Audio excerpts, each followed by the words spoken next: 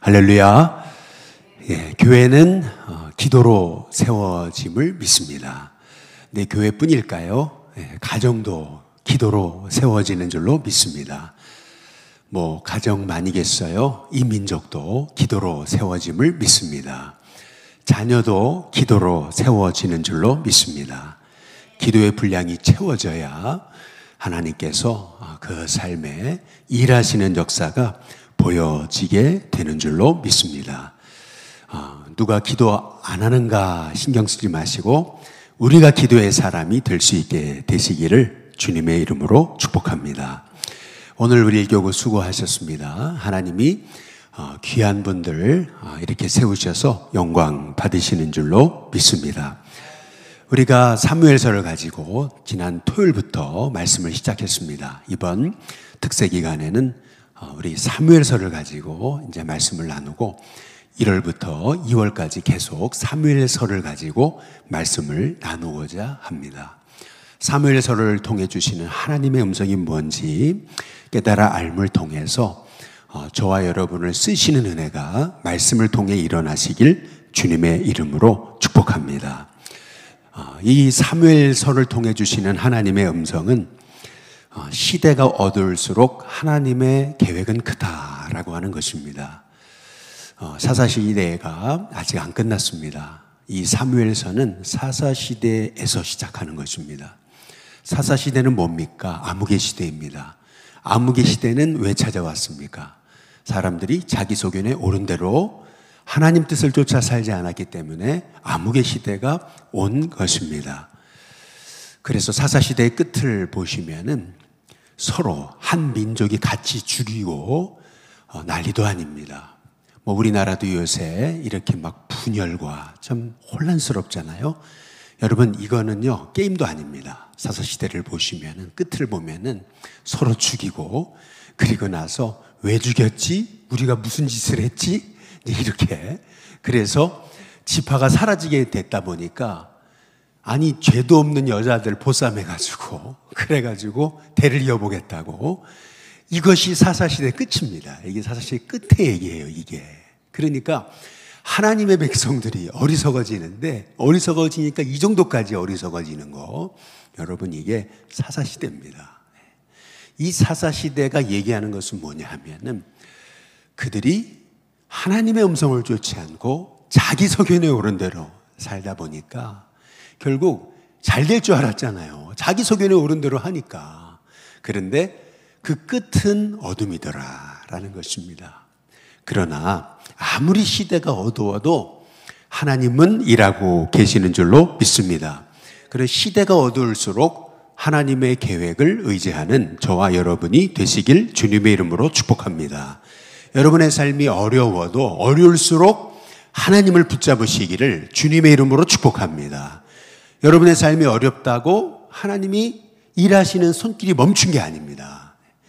어려울수록 하나님은 일하고 계십니다. 요셉의 인생이 어려울수록 하나님의 계획은 컸습니다. 마찬가지로 어려울 때일수록 하나님을 의지해야 됩니다. 그래서 시대가 어두울수록 하나님의 계획은 크다. 여러분 그 믿음의 고백이 있게 되시기를 주님의 이름으로 축복합니다.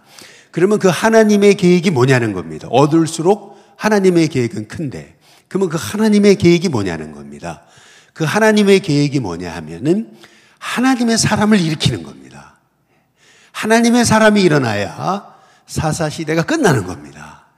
다 자기 소견에 오른 대로 하나님의 사람이 사라졌어요. 그래서 사사시대가 온 겁니다. 근데 그 사사시대 같지 않은 영적 부흥이 일어났던 장소가 있었어요. 그게 어디냐? 베들레헴이었습니다. 그게 바로 보아스와 룻이 만든 믿음의 공동체. 하나님이 딱 모델을 보여주신 거예요. 아무리 사사시대라도 보아스 같은 인물, 룻과 같은 인물이 일어나면 그 인물을 통해서 하나님이 다윗을 일으키시는 거. 하나님이 딱 맛을 보여주신 거예요. 이게 내 계획이다. 이제 그러고 나서 이제 사무엘서를 통해서 하나님의 계획은 뭘까? 하나님의 인물, 하나님의 사람을 일으키시는 것입니다. 그래서 사사시대가 미스바 시대가 되는 그 방법, 그것은 뭐냐면은 하나님의 인물이 일어나야 된다. 그 인물의 중심이 누구냐면은 그게 사무엘이게 된 것이죠. 그러면 오늘 말씀은 그 인물은 어떻게 일어나냐는 겁니다. 인물은 어떻게 일어나요? 여러분, 인물은 그냥 일어나지 않습니다. 거저 일어나는 법이 없습니다. 모판이 필요한 것입니다. 하나님의 사람이 일어나는 모판이 있는 것입니다. 아기가 태어나려면 엄마의 자궁이 있어야 됩니다. 엄마의 자궁이 있어야 아이가 거기 잉태되고 10개월 동안 준비돼서 세상에 나오는 것입니다. 똑같습니다. 하나님의 일도 똑같습니다. 하나님의 역사가 일어나려면 모판이 필요한 거예요. 자궁이 필요한 겁니다. 하나님의 역사가 일어나려면은 그 터전이 필요한 거예요. 그러면 그 터전이 뭐냐는 거예요. 한번 따라해 보겠습니다. 인물은 거저 일어나지 않는다. 예, 이게 오늘 우리가 사무엘서를 통해서 깨달아야 되는 거죠. 인물은 거저 일어나지 않아요. 그런데 참 놀랍게도 인물은 그러면 어떻게 일어나는가? 어떻게 일어나요? 우리가 사무엘서 1장 1절에서 말씀을 나눈 것처럼 에브라임 산지 라마다임 소빔 이렇게 얘기하잖아요. 에브라임 어디요? 도시가 아니에요. 산지예요. 이 산지를 강조한 거예요. 여기서 얘기하는 건 뭐냐면요. 인물은요, 뜻밖에도요, 변방에서 일어나는 거예요. 변방에서. 나사렛에서 무슨 선한 게 일어나겠냐? 여러분, 지금이야 나사렛이 유명해져가지고 엄청난 도시가 됐지만 옛날에는 나사렛, 아니, 거기서 어떻게 선한 것이 일어나? 여러분, 이게 사람들의 통념인 거예요. 어떻게 한국에서 세상을 받고 옛날에 처음 우리 선교사님들이 이 땅에 오셨을 때 한국은요, 여러분, 사람들의 그렇게 기억 속에 없었던 곳이에요. 일본은 대단하게 관심이 많았는데 중국도. 그러나 한국은 아니었어요. 하나님의 인물은 뜻밖에도 변방에서 일어나는 거예요. 그래서 에브라임 산지예요. 산지. 라마다임 소빔. 그러니까 내가 출신 배경이 별로 시원치 않아서, 내 가문 배경이 시원치 않아서. 아니에요, 여러분. 하나님 역사하시면은요, 출신, 신분 상관없습니다. 하나님이 일하시는 방법은 사람의 계획을 초월하게 되는 줄로 믿습니다. 또한 인물은 어떻게 일어나는가? 그것은 고난을 통해 일어난다 라고 하는 겁니다. 하나님이 한나에게 임신하지 못하게 하시는 거예요. 그걸 2번이나 하나님이 한나를 임신하지 못하게 하심으로. 하나님 계획이에요. 어떻게 인물이 일어나는가? 고난입니다. 결핍입니다. 하나님의 계획은 인간의 생각보다 크기 때문에 인간의 방법으로 하나님의 역사는 일어나지 않습니다. 그래서 인물은 어떻게 일어나는가? 변방에서, 뜻하지 않은 곳에서 뜻하지 않은 인물을 통해, 그리고 고난을 통해서. 이것도 뜻하지 않은 거잖아요. 그런데 여러분, 제일 중요한 게 있습니다. 인물은 어떻게 일어나는가? 그것은 기도를 통해서 일어나게 되는 줄로 믿습니다. 기도를 통해서 인물이 일어나는 거예요. 그래서 오늘 말씀을 잘 보세요. 이게 재밌는 거예요. 오늘 말씀을 잘 한번 보시면 사무엘상 1장 9절에 보면 이렇게 얘기하고 있는 거예요. 그들이 실로에서 먹고 마신 후에 한나가 일어났어요. 그때에 제사장 엘리가 뭐하고 있었습니까? 여호와의 전 문 설주 곁 의자에 뭐하고 있어요? 앉아 있습니다. 기도하고 있지 않습니다. 앉아 있습니다. 이걸 강조하고 있는 겁니다. 성경. 하나님의 종 제사장이 기도하지 않고 그냥 앉아 있습니다. 그러나 10절에 보면 하나님이 인물을 일으키시려고 한나를 주목하시는데 한나는 뭐하고 있어요? 한번 10절을 보시면 한나가 마음이 괴로워서 여호와께 뭐하고 있습니까? 기도하고 있습니다. 여러분, 이게 굉장히 중요한 얘기죠. 엘리는요, 하나님의 종이었음에도 불구하고 그냥 앉아 있습니다. 그래서 영적 암흑기가 온 겁니다. 그런데 한나는 아닙니다. 한나는 괴로움을 가지고 하나님께 나갔습니다. 그 마음의 괴로움을 가지고 하나님께 가서 통곡하죠. 이게 차이점입니다. 여러분, 하나님이 쓰시는 그런 믿음의 가문을 일으키시기를 주님의 이름으로 축복합니다. 하나님이 세우시는 사람은 모판이 필요한데 그 모판은 기도다. 기도하는 엄마다. 기도하는 아빠다. 기도하는 조상들이다. 라고 하는 것을 오늘 성경이 우리에게 알려주고 계시는 거죠. 여러분, 우리 한국교회 어떻게 세워졌습니까? 기도로 세워졌습니다. 여러분, 미국이 우리나라에 선교사를 파송할 때, 요 그때 두루 신학교라든지 게렛 신학교라든지 감리교 신학교들요, 옛날 모습을 보면은요 엄청 기도했습니다. 거기에서 선교사를 파송을 다 했는데 그때의 광경을 보면은요 신학교가 기도하는 데였습니다. 엄청 뜨겁게 기도했습니다.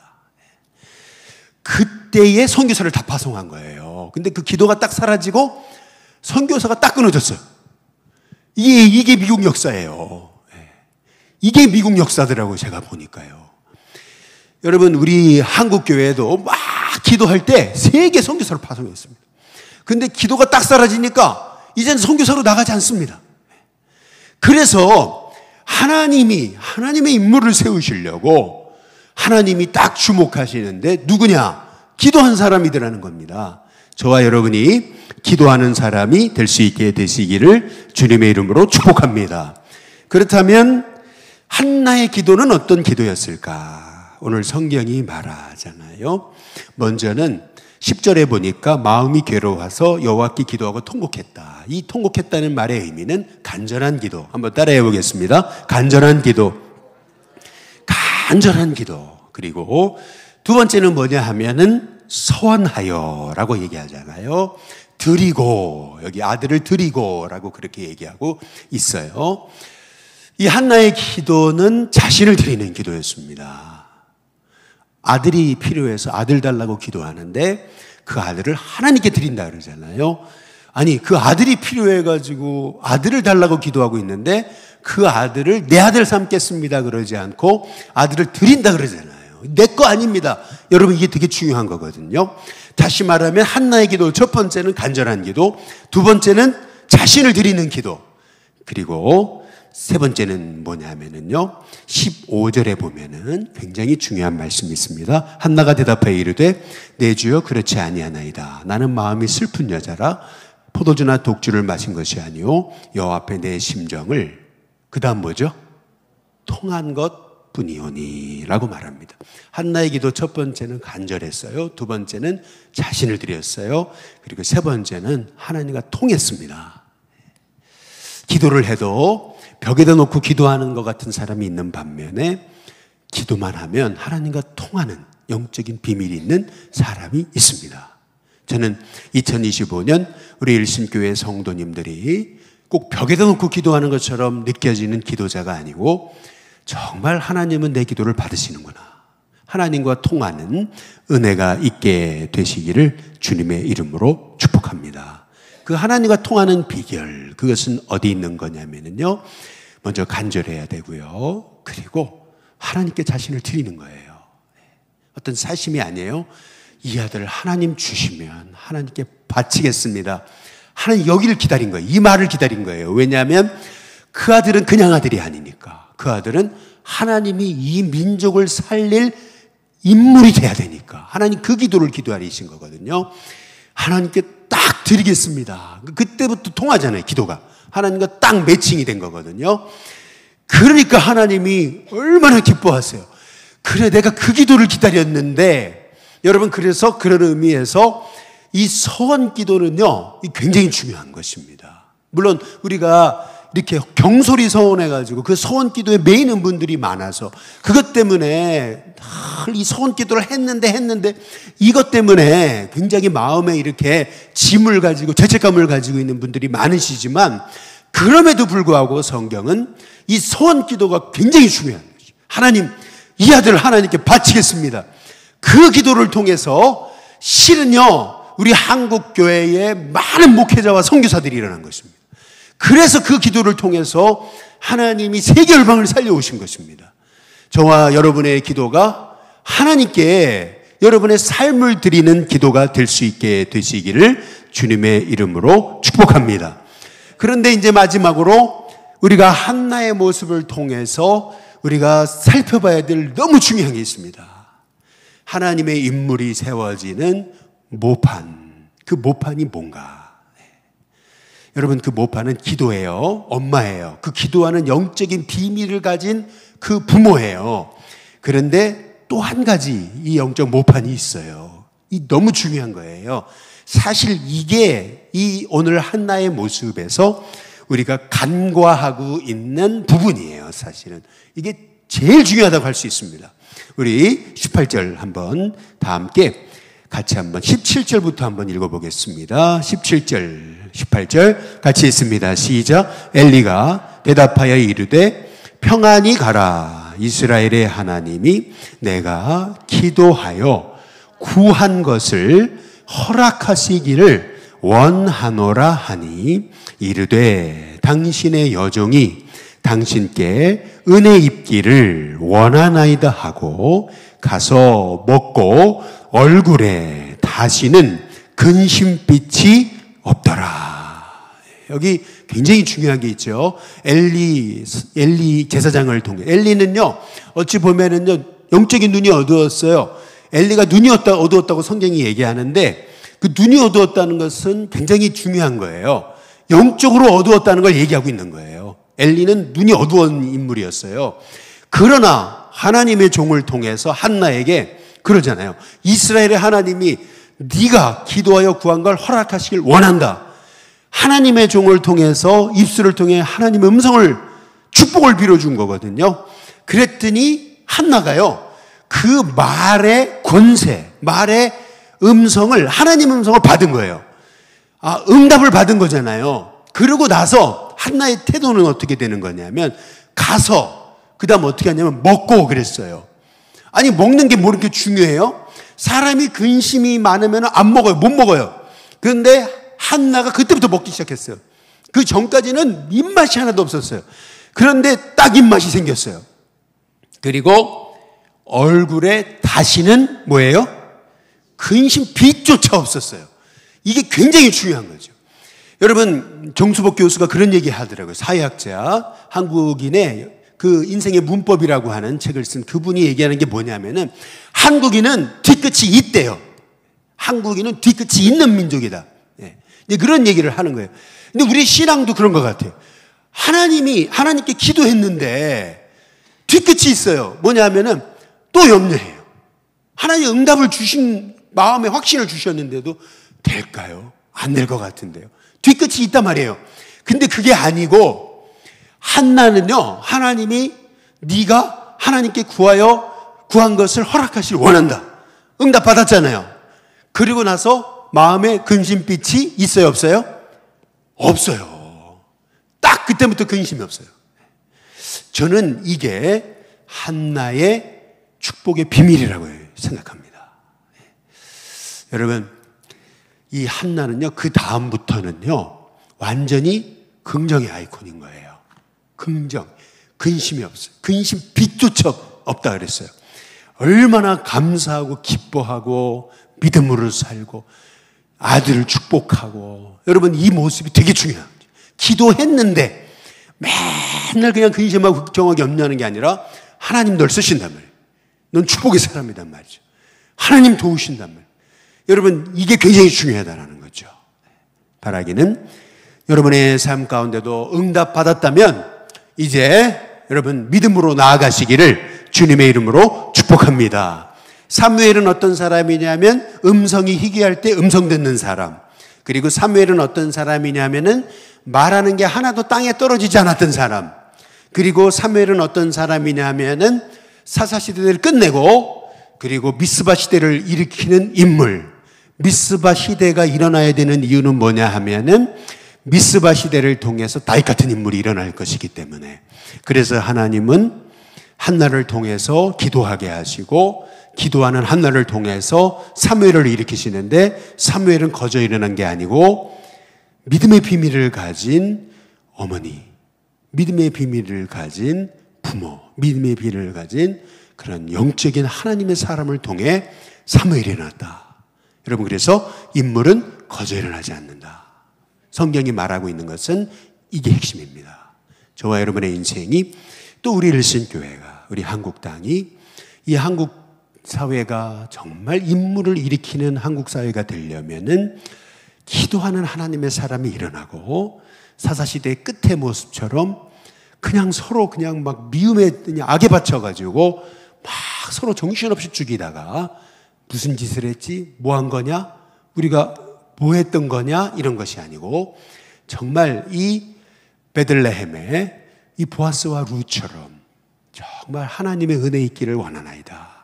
그러면서 얼마나 그렇게 믿음의 공동체를 세워갔던 그런 하나님의 공동체를 우리가 함께 세워가는 저와 여러분이 되도록 한 마음으로 기도하는 저와 여러분 될 수 있게 되시길 주님의 이름으로 축복합니다.